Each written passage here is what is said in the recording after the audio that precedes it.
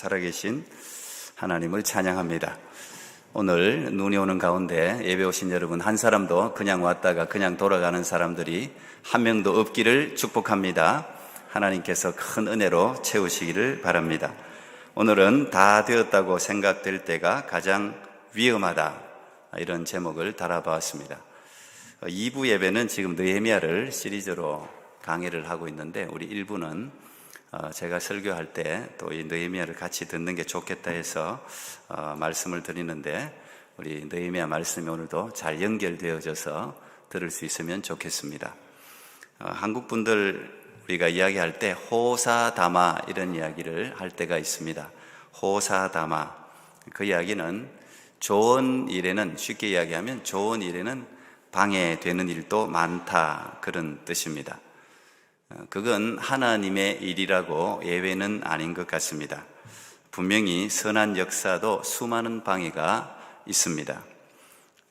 특별히 선한 일일수록 어쩌면 더 많은 방해가 있을 수 있습니다. 우리가 어떤 일들을 시작하고 계획해서 출발할 때 우리 이 사실만 기억해도 많은 방해들을 극복하지 않겠나 하는 생각을 하게 됩니다. 오늘 우리가 읽은 느헤미야서는 예루살렘의 성벽 재건이라는 선한 하나님의 역사를 이루어가는 이야기입니다. 느헤미야는 유대 총독으로 임명되어서 조국에 귀환한 인물입니다. 당시 바벨론이라는 세계 최고의 나라의 술관원, 오늘 딱 맞는 비유는 아닙니다만 비유하자면 대통령 경호실장 정도 되는 그런 정도의 자리를 박차고 황폐한 땅, 자기 아버지, 할아버지의 조국 고향으로 올라온 인물입니다. 바벨론에서 태어난 포로 3세로 출세할 수 있는 최고의 자리에 올랐고 호화로운 삶을 얼마든지 영위할 수 있었지만, 하나님이 느헤미야의 마음속에 예루살렘 성벽 재건이라는 꿈의 씨앗을 떨어뜨리는 바람에 고생스런 이 땅에 찾아온 것이죠. 참 꿈이라는 게 놀랍습니다. 이 꿈이 우리가 비전이라고도 말할 수 있는데, 이 하나님의 꿈, 이 비전이 우리 마음속에 임하면 내가 가지고 있는 모든 삶의 안위들을 포기할 수 있는 힘이 어디선가 올라오는 것이, 그게 꿈인 것 같아요. 꿈을 위해서 굶고 고생하고 포기하는 것들을 마다하지 않게 하는 힘, 그게 꿈 비전입니다. 여러분 모두에게도 그런 꿈이 임하기를 축복합니다. 분명히 하나님은 느헤미야의 마음속에 하나님의 꿈의 씨앗을 떨어뜨리고 느헤미야의 마음을 감동시켜서 그 걸어서 3달 이상 걸리는 그 먼 길을 와서 하나님의 일을 시작했습니다. 근데 느헤미야는 이 성벽 재건이라는 위대한 하나님의 선한 일을 시작하자마자 큰 방해에 부딪힙니다. 그를 기다리고 있었던 것은 그를 돕기 위한 우군이 아니라 그를 대적하고 방해하기 위한 수많은 대적들이었습니다. 이스라엘 북쪽에 자리한 사마리아 총독 산발랏, 그의 부하 도비야, 그리고 아라비아 사람 게셈, 동서남북 사방의 적들이 성벽을 짓지 못하도록 방해를 하고 있습니다. 외부의 이런 적들의 협박, 조롱, 방해, 이런 것들을 어떻게 이겨나갔는지가 느헤미야 2장, 3장, 4장에 기록되어져 있습니다. 설상가상으로 외부의 적뿐 아니라 내부적으로도 어려움들이 생겼습니다. 백성들 사이에 불만이 터져 나왔습니다. 외부적인 요인보다 언제나 내부적인 요인이 참 버거운 싸움입니다. 그렇지만 느헤미야는 이 탁월한 리더십으로, 제가 지난주에 말씀을 나눴는데, 이 탁월한 리더십으로 모든 백성들이 믿고 존경할 수 있는 그 리더십의 영향력으로 이런 내부적인 어려움들을 잘 해결해 나갔습니다. 그것이 느헤미야 5장에 기록되어져 있습니다. 이제 오늘 여러분들이 읽은 6장이 시작됩니다. 6장은 이렇게 시작됩니다. 내가 성벽을 건축하여 허물어진 틈을 남기지 아니하였을 때. 성벽 둘레가 4km는 넘는데 그 성벽을 적어도 높이가 3m, 4m 가까이 되는 그 성벽, 두께도 거의 3m 가까이 되는 그 엄청난 성벽이 거의 완공될 단계, 벽과 벽이 서로 이어지면서 적들이 들어올 수 있는 틈을 다 완전히 메웠을 때, 그때 그 6장이 시작이에요.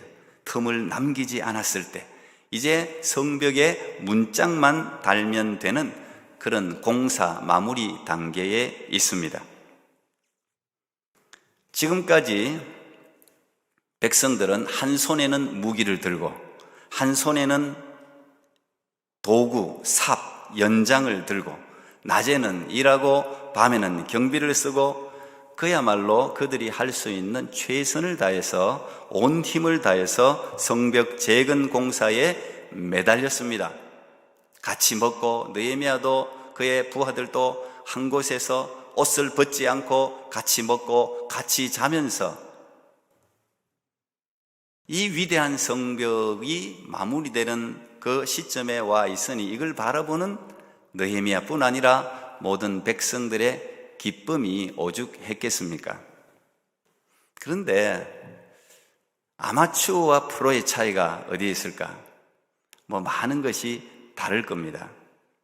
아이들과 어른들의 차이도 아마 이게 아닌가 저는 생각이 들어요.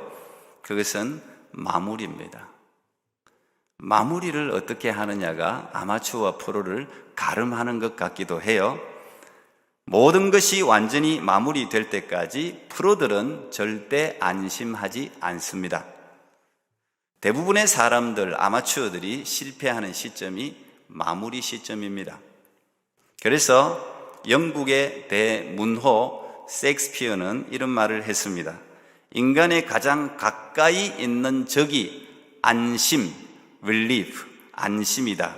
그런 이야기를 했습니다. 우리가 안심하는 순간 망친다는 이야기예요. 보통 사람들은 일을 거의 다 마쳤을 때 긴장을 놓는 경우가 많습니다. 야, 이제 거의 다 됐어. 우리가 스포츠 경기도 보면 항상 마지막 축구든 야구든 럭비든 모든 스포츠가 마찬가지인데 프로들일수록 항상 마지막 순간은 실력이 좌지우지하지 않습니다. 마지막 순간은 언제나 정신력이에요. 그래서 축구도 해설하는 걸 들으면 해설가들이 지금부터는 정신력 싸움입니다, 이런 이야기를 굉장히 많이 합니다. 마지막은 정신력. 그동안에 훈련한 것이 본능적으로 나올 때예요. 신앙적으로 풀이해서 이야기한다면 신앙인들도 가장 많이 넘어지는 시점이 다 되었다고 생각하는 시점, 은혜가 흘러 넘치는 시점, 교회가 부흥하는 시점, 약간의 성공에 자만해서 한껏 안심 내지 방심하고 있는 시점, 그때 많이 넘어집니다. 그래서 목사님들은 주일 밤을 조심하라 그러잖아요. 주일 다 은혜롭게 예배해놓고 그 다음 풀어질 때, 바로 그때가 사단의 공격이 가장 집요한 때입니다. 어떻게 생각해 보면 우리가 사단에게도 배울 게 있어요. 좀 이상한 말 같기도 한데 사단은 집요해요. 아주 집요해요. 한 성도를 넘어뜨릴 때까지 수단과 방법을 가리지 않을 뿐 아니라 끈질깁니다. 마무리 때까지 기다렸다가 마무리 시점에 사단이 쓸 수 있는 모든 무기를 총동원해서 사용합니다. 오늘 본문이 그런 장면이에요. 보통은 마무리할 시점이 제일 피곤할 때 아닙니까? 힘을 다 썼기 때문에. 너무 열심히 했으니까 피곤이 극에 달할 때예요. 그런데 사실은 마지막 시점이 가장 많은 에너지와 집중력이 요구되는 시점입니다. 우리가 화룡점정이라는 말도 쓰잖아요. 마지막에 그 점 찍는 하나가 너무 중요한 거예요. 오늘 이스라엘 공동체가 딱 이렇게 가장 에너지가 요구되면서도 가장 피곤한 시점이에요. 우리가 보통 이제 교회 일도 이렇게 보면 뭐 다 공식이 통하는 건 아니지만 보통 일을 마무리하는 사람들이 진짜 일꾼들이에요.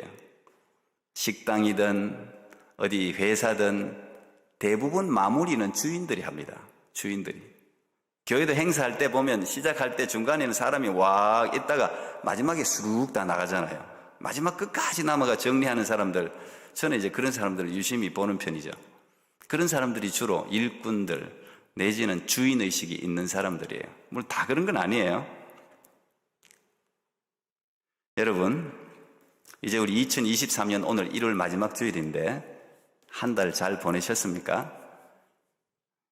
올해를 한 달을 어떻게 보냈든 간에 지금까지 인생 몇 년을 살아오셨든 간에 인생의 출발이 어떻든 간에 인생의 마무리를 아름답게 하는 여러분 모두가 되기를 축복합니다. 마무리가 중요한 거예요. 오늘 본문에는 산발락과 도비아와 아라비아 사람 게셈과 그 나머지 대적들이 성벽 공사가 마무리되었다는 소식을 듣자마자 쓸 수 있는 모든 무기를 사용하는 장면을 보게 됩니다. 지금까지도 계속해서 협박하고 조롱하고 방해하고 했지만 오늘 공격은 좀 다릅니다. 아주 치밀한 전략이 깔려 있습니다. 사단도 여러분 전략을 씁니다. 지금까지는 그들의 목표가 공동체를 와해시키는 거였어요. 협박하고 사람들을 보내가지고 거짓을 퍼뜨리고 하면서 공동체 우리 이스라엘 백성들이 일을 못하도록 방해하는 거였는데 지금은 다릅니다. 지금의 공격 목표는 지도자 느헤미야입니다. 그들이 지금까지 봤더니 이 백성들을 아무리 흩어놓으려고 해도 다시 뭉치고 넘어질 것 같은데 다시 일어나고 가만히 연구를 해보니 느헤미야의 힘이에요. 여보, 이게 리더십이에요. 느헤미야 한 사람이 무너졌던 와해됐던 불만투성이었던 두려움과 불안에 사로잡혀 있던 모든 백성들을 어떤 식으로든 사로잡아서 다시 성벽 재건에 하나님의 거룩한 일에 매진할 수 있도록 이끄는 거예요. 그게 리더십입니다. 그래서 그 핵심이 느헤미야에게 있구나. 이들이 파악하고 저 느헤미야만 죽이면 끝나겠다 생각을 한 거죠. 모든 화력을 느헤미야에게 집중합니다. 그래서 여러분, 지도자를 위해서 끊임없이 기도해야 돼요. 끊임없이 기도해야 됩니다. 우리 대통령 위해서 기도해야 되고 총리 위해서 기도해야 되고 교회는 당연히 목사님들을 위해서 기도해야 되고 가정에서는 부모님들을 위해서 기도해야 되고 리더십이 딱 서 있으면 와해된 공동체도 다시 묶을 수 있어요. 오늘 그들이 정말 공격의 포인트를 정확하게 잡은 거죠. 그리고 제일 먼저 그들이 짠 전략은 타협입니다. 타협. 사마리아의 총독이었던 산발랏이 공식 문서를 통해서 느헤미야를 초청합니다. 야, 이제 우리 시간도 지났으니 우리 총독끼리, 지도자들끼리 인사 정도는 얼굴 보고 인사 정도를 하고 지내자. 오노 평지가 있으니까 우리 중간쯤 너도 나오고 나도 나와서 중간쯤 오노 평지에서 만나서 우리 협상하자, 대화하자, 이야기 좀 하자, 교제하자. 그런 공식 문서를 보낸 거예요.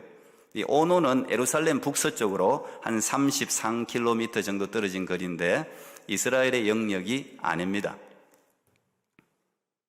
어떻게 보면 느헤미야도 지금까지 막 힘들어서 공사를 하고 있었으니 이 산발랏이 이제 좀 타협하고 서로 협상하고 이제 좋게 지내자고 하는데 뭐 지는 척하고 나가서 잘 지내도 뭐 별 문제가 있겠습니까? 나쁠 게 있을 게 없잖아요. 그렇게 생각할 수도 있어요. 우리도 여러분 영적 전쟁을 지금 치르고 있지 않습니까? 영적 전쟁을 치르고 있는 우리가 배워야 할 교훈이 여기 있습니다. 대적들의 직접 공격보다 더 조심해야 될 것이 대적들의 타협입니다. 대부분 여기서 다 넘어가잖아요. 보통 우리가 박해 시대도 마찬가지예요. 불러놓고 그냥 막 때려도 이 사람이 희한해요. 막 때린다고 뭘 마음을 열지 않습니다. 근데 나중에는 뭐예요? 회유합니다. 회유. 너그럽게 음식도 주고 많은 사랑의 제안들을 하죠. 타협하자고 하는 거예요. 그때 많은 사람들이 풀어져요. 교회도 핍박받던 시대에는 오히려 더 강하고 순결했습니다. 참 희한하죠? 한참 핍박이 있을 때는 교회가요 힘이 있었어요. 그리스도인 안디옥에서 그리스도인이라고 처음 부름받았을 때 사람들하고 구별한 거, 유대인들하고 구별한 거잖아요. 저들에게 뭔가 특별한 것이 있다는 거예요. 크리스찬이라는 이름이 위대한 이름이죠. 그런데 로마가 기독교를 공인한 후부터 교회는 오히려 약해졌습니다. 사단은 우리를 교회 다니지 못하도록 핍박하고 방해하다가 이제는 알게 됐어요. 그런다고 되는 게 아니구나. 그래서 교회에 나가는 걸 풀어줘요. 그래 나가. 사단은 풀어줍니다. 그런데 적당히 다니라고 하죠. 적당히 다녀. 그냥 예배만 출석하든지 뭐 적당히 다녀. 그리고 몇십 년을 교회 다녀도 전혀 영적인 사람으로 변화되지 못하게 합니다. 괜찮아. 너 교회를 뭐 10년을 다니든 20년을 다니든 뭐 30년을 다니든 상관없어. 그러나 거듭나지 못하게 합니다. 하나님의 비밀을 발견하지 못하게 합니다. 그걸 우리가 썬데이 크리스찬이라고 말하지 않습니까? 여러분 오늘 이 타협을 주의해야 돼요. 산발랏은 4번이나 공식 문서를 통해서 타협을 제안합니다. 끈질깁니다. 계속 보내는 거예요. 계속 4번씩이나 공식 문서를 보내면 여러분 그 거부하기가 쉽지 않습니다. 그때마다 느헤미야는 똑같은 이유로 거절하였습니다. 이렇게 거절했습니다. 오늘 본문에 나와 있는데 내가 이제 큰 역사를 하니 내려가지 못하겠노라. 어찌하여 역사를 떠나 정지하게 하고 너희에게로 내려가겠느냐. 똑같은 이유예요. 변명도 하지 않아요. 똑같이. 내가 지금 이 위대한 큰 역사를 하는데 그 갈 시간이 없다. 무슨 말입니까? 우리가 타협이나 사단의 방해가 있을수록 하나님이 우리에게 주신 사명에 집중해야 돼요. 사도 바울도 빌립보서 3장 보면 내가 오직 한 일, 지금까지 내가 엄청나게 많은 일을 했지만 오직 한 일, 뒤에 있는 것은 다 잊어버리고 그 다음 뭐래요? 내게 주신 거, 그 표대를 향해서 내가 표대만 바라보고 달려간다 그러잖아요. 교회가 크리스찬들이 싸우고 분열되는 가장 중요한 이유가 본질에서 떠나 있기 때문이에요. 같은 표대를 바라보지 않는 거예요. 싸우고 분열되는 건 뭐 하나님 그래도 다른 걸 보고 있는 거예요 지금. 교회가 큰 소리 나는 대부분이 성도를 구원한 일과 아무 상관이 없는 일일 경우가 많습니다. 본질과 상관없는 것으로 싸우다가 예수님의 몸된 교회를 찢어놓고 성도들에게 얼마나 큰 아픔을 주는지 몰라요.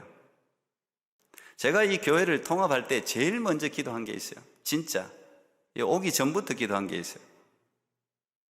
하나님, 제가 쓸데없는 일에 에너지를 빼앗기지 않게 해 주십시오.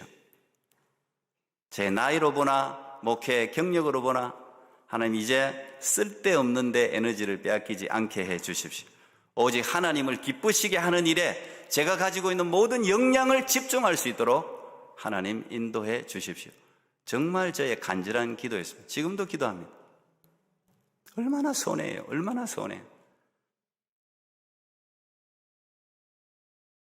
그러므로 우리가 문제가 생길 때는 무조건 문제는 생길 수 있어요. 사람마다 어디마다 문제가 생길 수 있어요. 그러나 문제가 생길 때는 무조건 본질로 돌아가야 돼요. 적어도 우리가 거듭난 크리스찬이라면 같은 곳을 바라보게 돼 있어요. 같은 마음을 안 품을 수가 없는 거예요. 그때는 사명으로 돌아가야 됩니다. 그 사명에 집중해야 되는 거예요. 첫 번째 타협이 실패하니까 산발랏이 두 번째로, 다섯 번째로 편지를 또 보냅니다.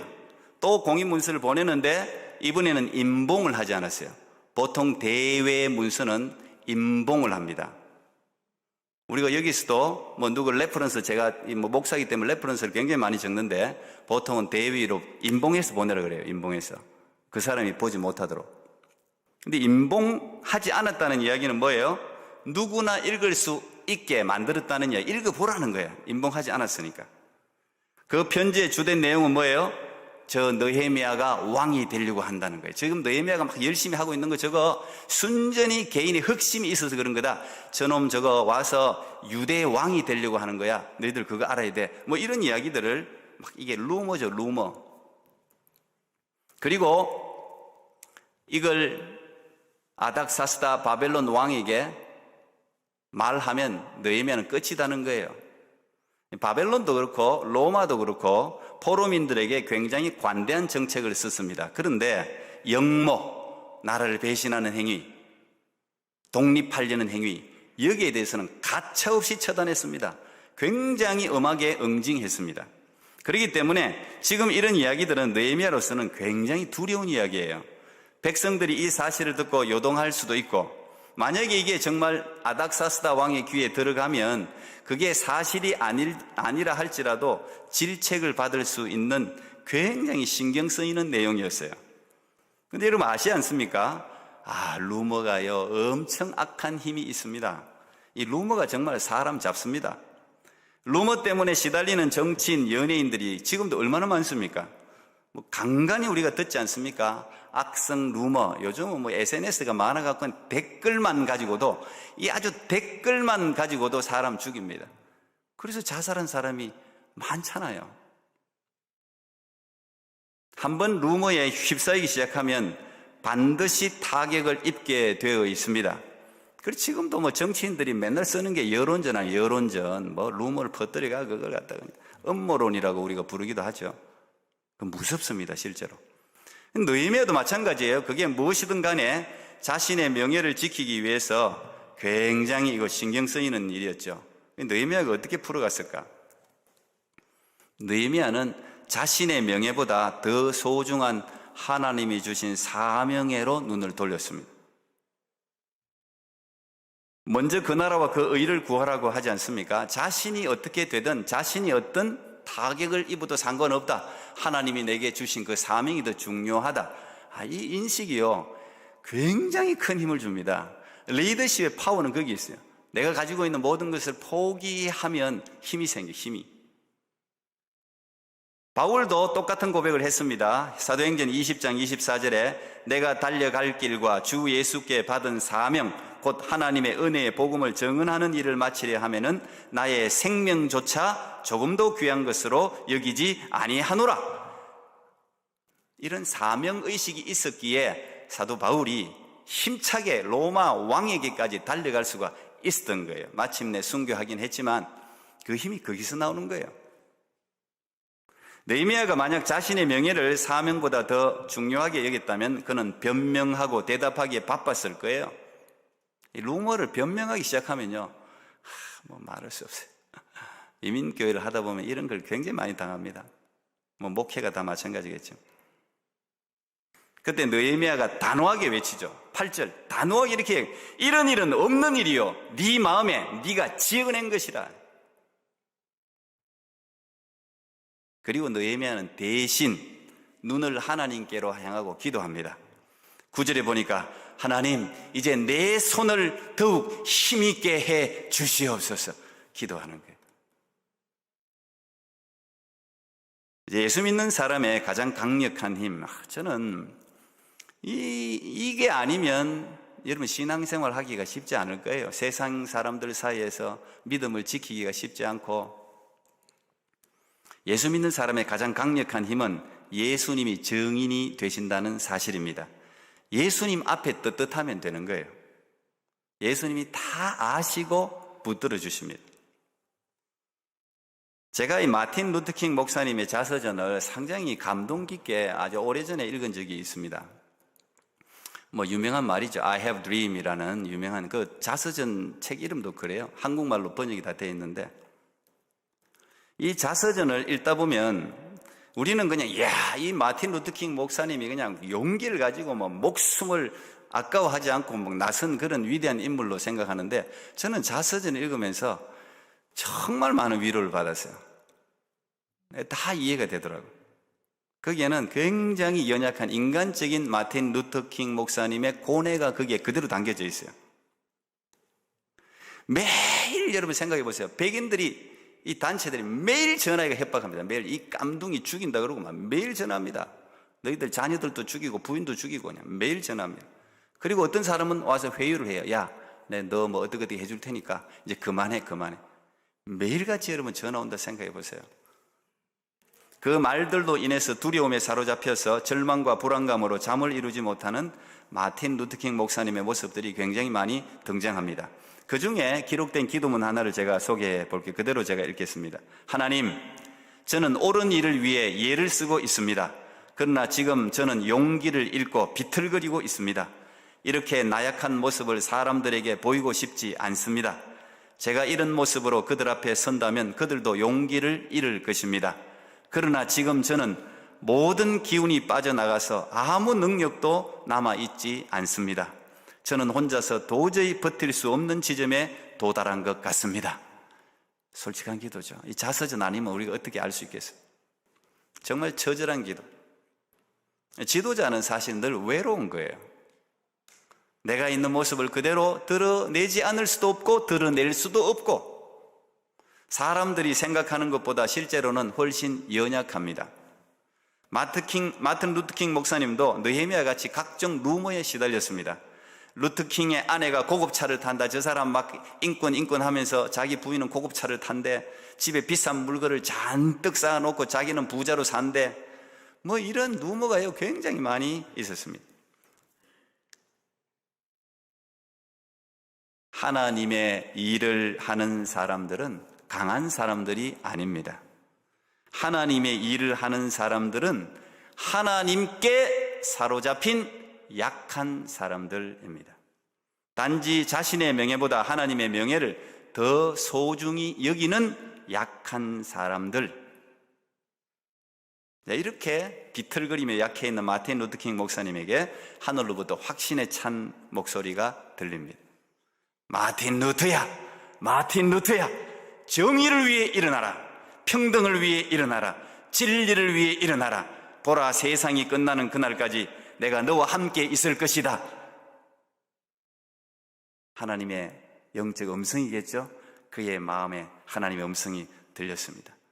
그 자서전에 보니 난생 처음 주님이 바로 내 곁에 임하셨다고 마틴 루터킹 목사님이 고백을 하고 있습니다. 결코 너를 혼자 내버려 두지 않을 테니 싸움을 계속하라. 참 놀랍습니다. 이렇게 불안하고 두렵고, 그런데 이 주님의 음성을 듣는 순간 이 불안과 의심이 눈 녹듯이 사라져요. 갑자기 저 밑바닥에서 용기가 올라온단 말이죠. 그래서 마틴 루터킹 목사님은 결국은 이 자유로의 행진을 계속할 수 있었다고 기록하고 있습니다. 아마 여러분에게도 이런 경험들이 있으리라고 생각합니다. 그래서 분명한 콜링, 하나님이 나를 부르셨다는 분명한 콜링, 그리고 하나님이 이 일을 내게 시키셨다는 분명한 사명의식, 이게 우리를 모든 위험에서 구출해 줍니다. 이제 마지막 시험이 있는데요, 다 됐다고 생각했는데 이렇게 어려운 시험들이 느헤미야에게 찾아오는데, 마지막 시험은 가장 절친한 친구이자 제사장으로 보이는 스마야였습니다. 이 스마야가 어느 날 갑자기 두문불출, 집 밖을 나오질 않는 거예요. 그러니까 느헤미야가 그 바쁜 와중에도 그를 기억하고 병문안 갈 정도, 그 정도라면 굉장히 친한 거죠. 중요한 사람이라고 생각하는 거죠. 찾아갔어요. 그랬더니 이 스마야가 느헤미야를 굉장히 위하는 척하면서 이렇게 이야기합니다. 야, 지금 대적들이 타켓을 너로 정하고 죽이려고 하고 있으니까 나와 함께 외소로 들어가서 문을 닫고 있자. 근데 이 외소라는 곳은 성소입니다. 여러분 아시다시피 성소는 제사장만 들어갈 수 있는 곳이에요. 그러니까 거기 문 닫아버리면 아무도 아는 사람 없지 않냐. 우리 성소 들어가서 몸을 좀 피하자. 제사장이 이야기하니 하나님의 음성이 들렸나 보다. 하나님이 예언을 했나 보다. 이렇게 생각할 수 있잖아요. 그런데 그건 가짜 예언이었어요. 여러분 뒤에 적어놨지만 산발랏 도비아에게 뇌물 받고 벌써 매수가 되었어요. 목사도 매수됩니다. 제사장도 매수됩니다. 장로님들도 매수되죠. 돈의 위력이라는 게 큰 거예요. 인간관계라는 게 큰 거예요. 그런데 이 스마야가, 그렇게 믿었던 스마야가 매수가 되었으리라고 상상을 할 수 있었겠습니까? 사실은 가장 가까운 사람이 마지막 시험대일 수 있습니다. 여러분의 아내, 여러분의 남편, 여러분의 자식, 여러분의 부모, 여러분의 직장 상사, 여러분의 직장 후배, 여러분의 가장 친한 절친. 이게 가장 위험할 수 있어요. 일이 다 되었다고 생각될 때 사람에게로 나가면 위험천만한 일을 당할 수가 있습니다. 여러분 잘 알려진, 너무 잘 알려졌는데 거창고등학교에는 가면은 직업 10계명이라는 게 걸려있다 그러잖아요. 거창고등학교 물론 교장 선생님은 독실한 크리스찬인데 기독교 아마 정신으로 세운 것 같은데 제가 여기서는 다 읽지 2부에서는 다 읽어주려고 해요. 직업 10계명이 있는데 그 중에 9번째 계명이 이렇습니다. 부모나 아내나 약혼자가 결사 반대를 하는 것이면 틀림없다. 의심치 말고 나가라. 왜 그럴까요?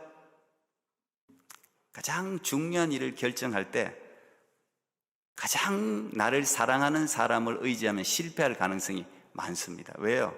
나를 너무 사랑하고 나를 아끼니까 인간적으로 그 조언이 방해가 될 때가 있어요. 너무 나를 사랑하니까 인간적인 면을 막 생각해가지고 야, 거기 가면 얼마나 힘들겠니? 성령 충만한 가족이면 괜찮아요. 성령 충만한 아내, 남편, 부모, 자식이면 괜찮아요. 그런데 그럴 가능성이 잘 없죠? 잘 없잖아요. 그래서 중요한 일 다 되었다고 생각할 때는 사람에게로 그 일을 가져가서 의논하면 안 돼. 그때는 하나님께로 무릎을 꿇어야 할 시점이에요. 가장 위험할 수 있는 때예요. 시작할 때보다 끝날 때 더욱 기도해야 됩니다. 선줄로 생각할 때 넘어질까 조심해야 됩니다. 일이 다 되었다고 생각될 때 사단은 할 수 있는 모든 무기를 총동원해서 총공세를 펼친다는 사실을 꼭 기억해야 됩니다. 그래서 느헤미야가 기도하는 것처럼 우리도 그렇게 기도해야 돼요. 주여, 주여, 내 손을 더욱 힘있게 붙들어 주시옵소서. 우리 하나님은 자기 자신보다 하나님을 더 존귀히 여기는 자를 존귀히 여겨 주실 줄로 믿습니다.